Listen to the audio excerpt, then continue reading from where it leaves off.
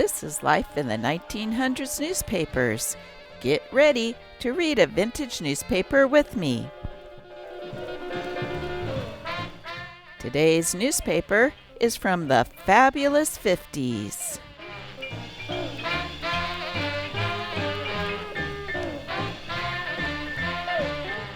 And of course, you can't think about the 50s without thinking about the cars.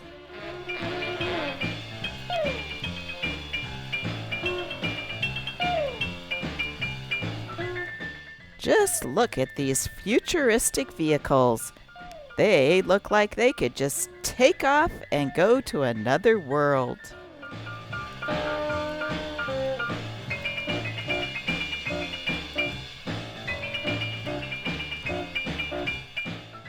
Here's a quick GM commercial from the 50s about a futuristic car. Kind of reminds you of a Tesla. Engine. Check. Fuel supply 3/4 full. Good for 662 miles or 6 1/3 hours. Gas turbine compressor 31,000 RPM. Gas turbine transmission 26,500 RPM.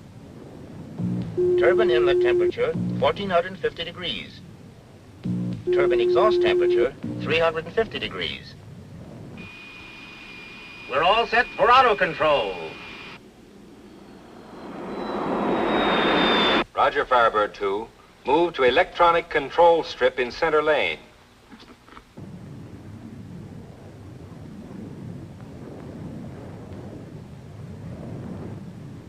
Synchronize your speed and direction. Check. I'll tune speed first.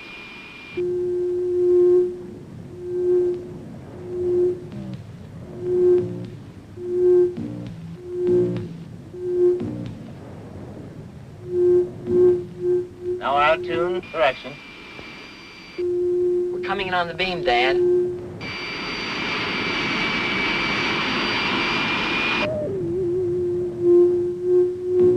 You want some ice cream or a cool drink? Orange juice, please. Oh, me too. I'm gonna go for the ice cream.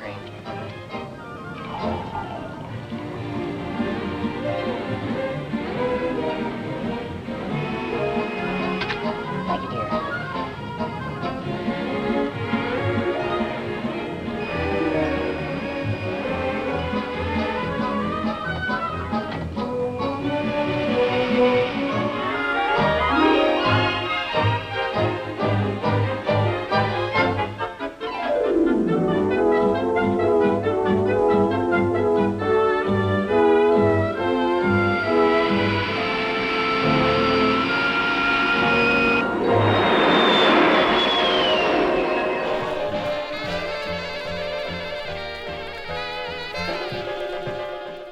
We will be reading the Seattle Post-Intelligencer from Seattle, Washington, dated Wednesday, January 21st, 1953.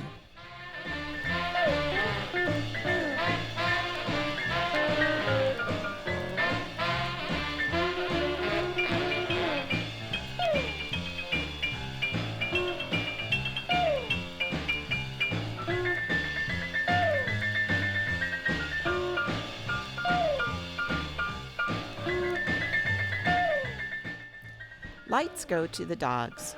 Pup darkens South End. A frisky puppy slipped off the seat of an automobile shortly before noon Tuesday and caused a power failure in Seattle's South End. Here's how he did it. The dog was riding in the 6800 block on Beacon Avenue beside his master, Virgil Buford, 26, of 2117 East Cherry Street. Buford told police patrolman Dave Murray and Sergeant S. Worrell he was going about 40 miles an hour when the puppy fell off the seat. Buford reached for the dog, he said, and lost control of his car. The vehicle swerved into a city light utility pole, breaking it off 30 feet from the top. The dangling pole snapped a feeder power line to the south end. Lights went out for 30 minutes. The car was banged up considerably. Virgil climbed out unhurt, and so did the puppy. Did you know there was an invention to hold your dog on the outside of your car on the running board?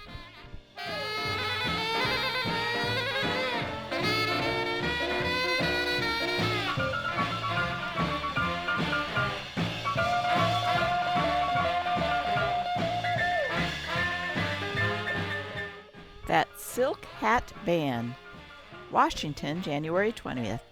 Vice President Richard M. Nixon awoke betimes this morning and headed for the showers.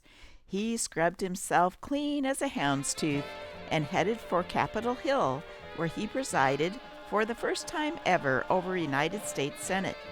He did not wear a silk hat because Ike did not wear a silk hat, and the vice president should never be more high hat than the president.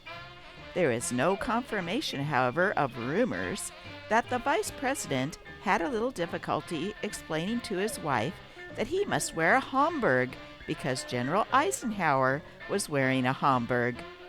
The story is that Mr. Nixon came dashing home all out of breath after Ike announced he would not wear a top hat, and panted to Mrs. Nixon, "I want a Homburg!" And at that she asked, "With or without onions?"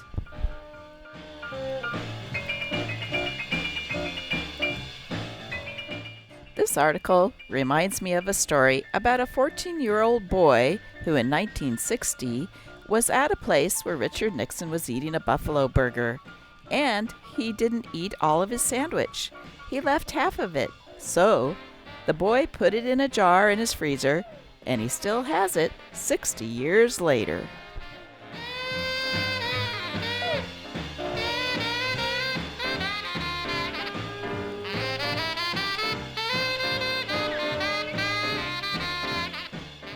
I don't know what you see in her. Those are false eyelashes she's wearing.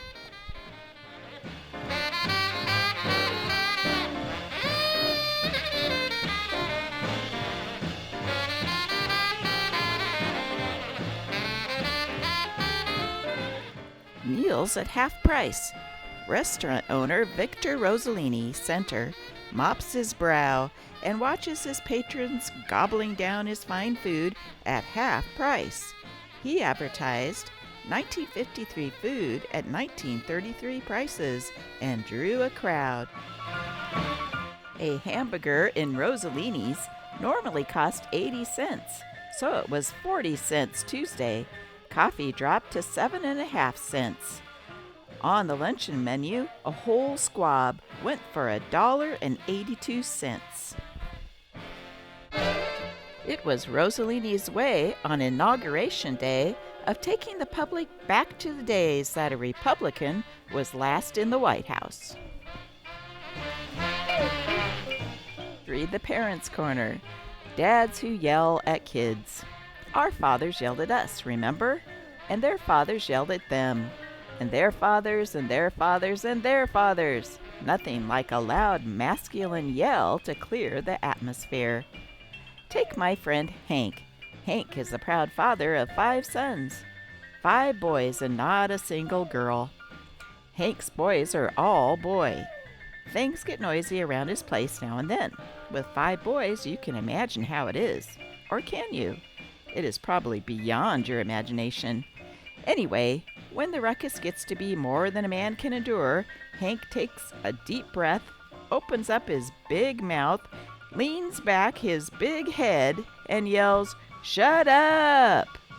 And they shut up, too. Peace descends. It's wonderful. Do you think that's terribly wrong? Most women do, but men don't.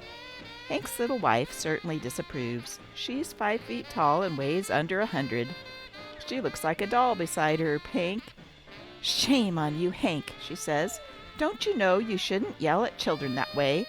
A great big man like you yelling at mere children. Aren't you sorry?" Hank grins and says no, he's not sorry. Mind you, I'm not urging dads to yell at their kids. It's better if we don't. But I'm admitting that most males have tempers. They're going to yell now and then anyway. If their kids know their fathers love them, And if their fathers are reasonably consistent in the things they yell about, I don't think too much harm will be done. Dads are human too, aren't we all?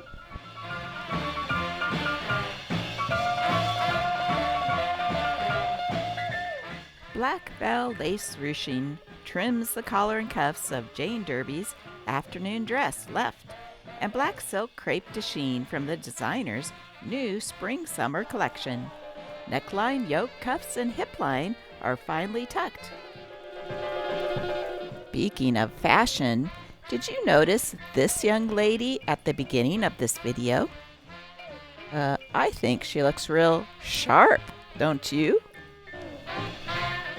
You can clearly see a pointed difference between today's fashions and fashions in the 50s.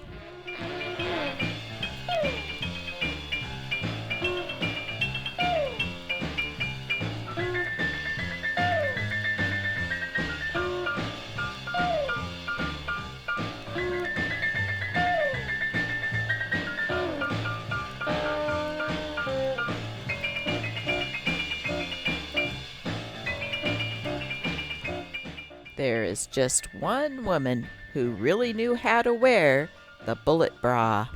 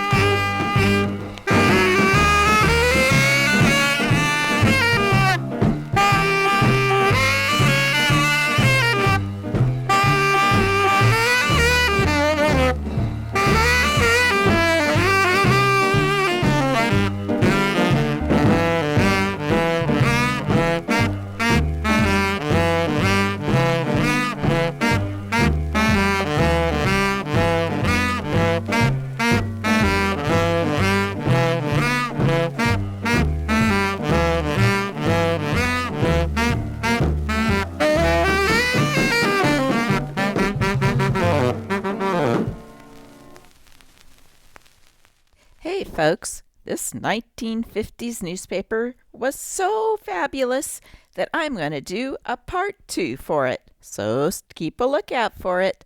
And thanks for watching. Hollywood Headlines goes to a beach party. These lovely girls are not movie stars, but office workers at Hall's Manufacturing Company. Their co-workers look on with admiration as the girls stage a fashion show. This two-piece creation for fun in the sun consists of a two-tone halter and gaily striped short skirt. Lovely, isn't it? Here we have a flowered motif, fashion for comfort. The pigtails are for milady's comfort too, and cute. Another print in gay colors meets with hearty approval from her friends and from us.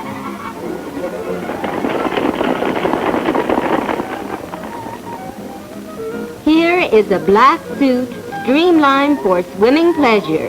The handkerchief previews next year's fashion. Uh-oh, we're in trouble. The handkerchief, dear. Use it. Jack the Ripper.